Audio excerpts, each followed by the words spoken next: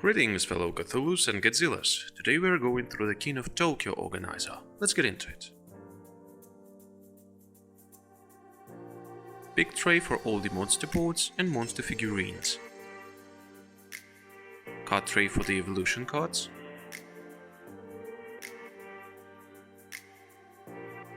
A tray for the power tokens and a tray for the energy tokens.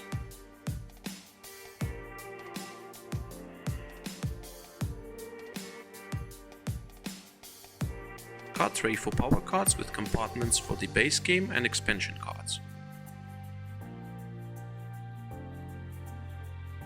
Big tray for the dice and figurine bases.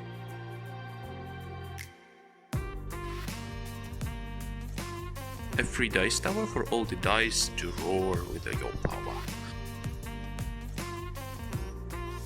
And here's an overview of how it fits into the box. Base game board goes here and then the rule books. That's all folks, thanks for your attention, have a great game and let's make gaming more exciting together.